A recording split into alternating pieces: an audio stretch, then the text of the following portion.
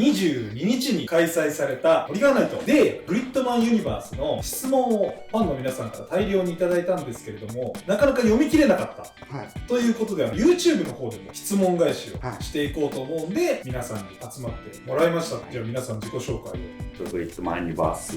監督の雨宮です。よろしくお願いします。グリッドマンユニバースでキャラクターデザイン創作画監督を務めた坂本です。よろしくお願いします。グリッドマンユニバースでアニメーションプロデューサーを務めました志田俊介です。よろしくお願いします。早速質問からいきたいと思うんですけど、柴宮さんからの質問なんですけれど、映画が完成した後、お客さん公開されるまでの間少し時間があったと思うのですが、皆さんはどんな気持ちでお過ごしでしたかっていう。僕はすごい楽しかったです。完成したものの手応えを感じてたんで、公開が近づくにつれて公開したら喜ばれるなぁってすごい思ってたんで浮かれてる状態が続いてました、僕不安でしたね。結構悪夢見ましたうなされました。うなされたというか上司になんかツイッター見ない方がいいよって志田君とかどうですか？僕は意外にちょっと本編納品終わった後とか、結構そう当日前日ぐらいまでは、いろいろとバタバタしてたりとかで、だったんですけど、当日ようやく始まるっていう意識で急に緊張して寝れなかったとか、公開されたらファンの皆さんすごく喜んでくれる。それ以降悪夢は見てないんで見てないですね思ったよりはすごい評判良くて安心したかな。じゃあ次の質問、わざかなさんからの質問ですが、テレビアニメグリッドマン放送から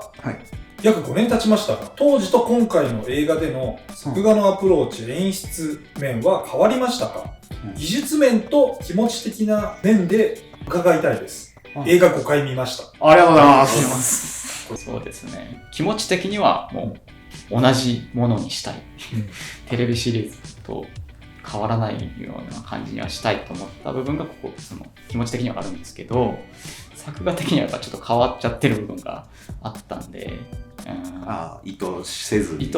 ちょっと変わってるのかなってやっぱり自分でも思うところがあったりして、自分的にはなんか質よくしたいなと思ってやってるつもりではあるんですけど、もしかしたらテレビシリーズの方が好きっていう人もいるかもしれないなるほどねちょっとその辺は申し訳ないかもしれないですけど、今自分の絵で描くとこうなってしまうっていう、成長していくからね。名前青花さん、今回の映画は実写パートを入れる怖さみたいなものはあったのでしょうか？怖さテレビに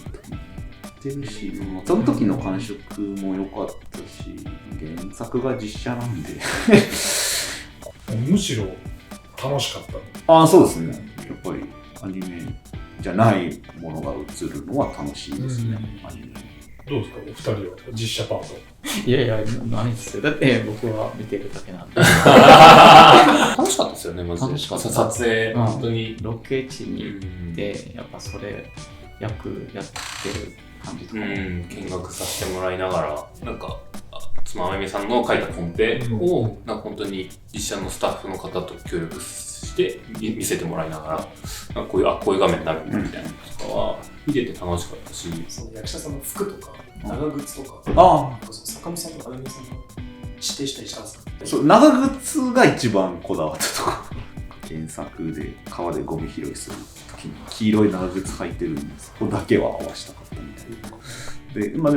ういう大まかなラフのデザインみたいなのを起こしてそれに近づけて用意していただいた感じです。実写でもう一つだったら、トリガーのロゴの真ん中のあれ最初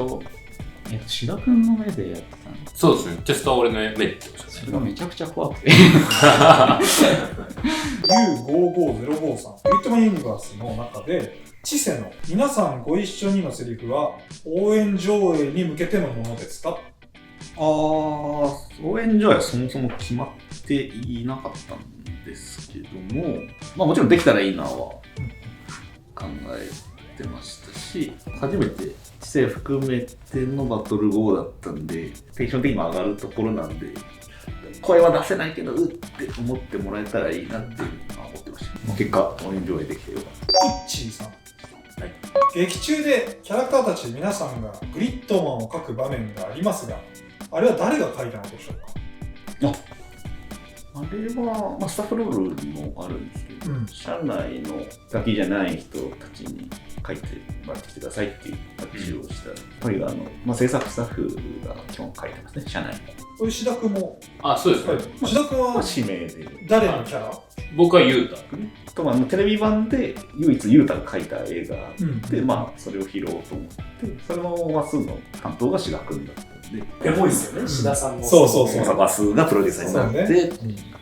サクさん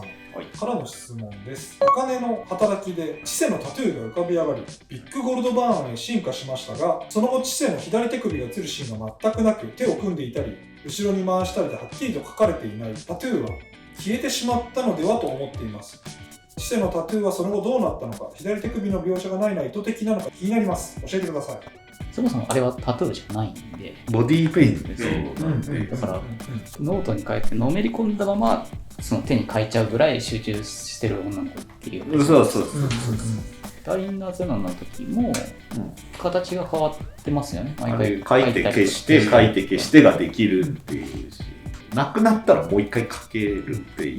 一点物な感じがするから、あれはビッグゴールドバーに宿った感じ。そんなにうまくいってないって本人言ってたしな。言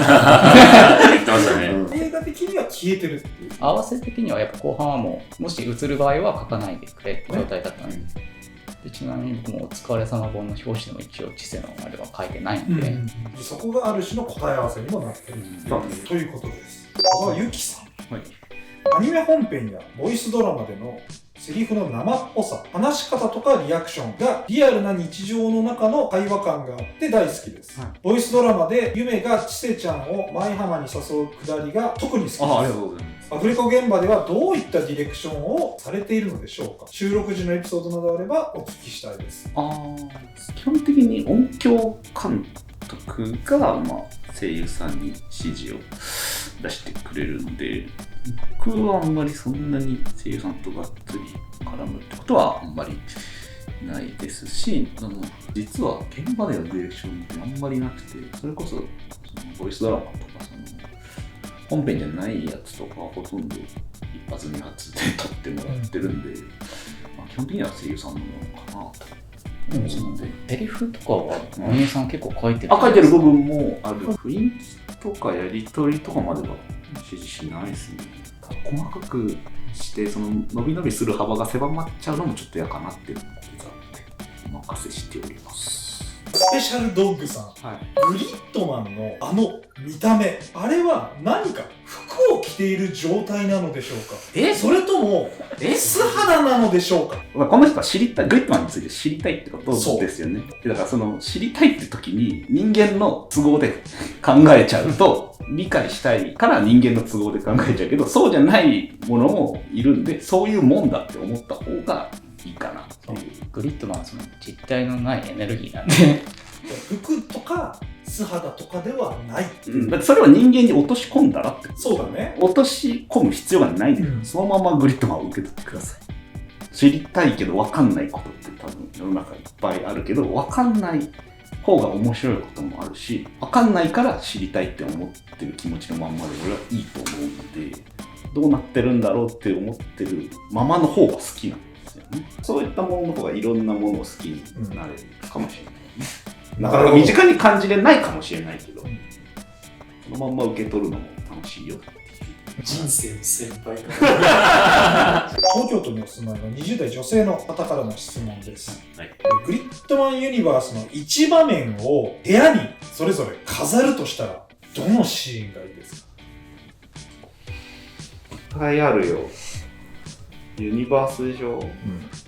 映像でこっち見てるから一枚絵であんまりね、考えないってのあるよね。じゃあ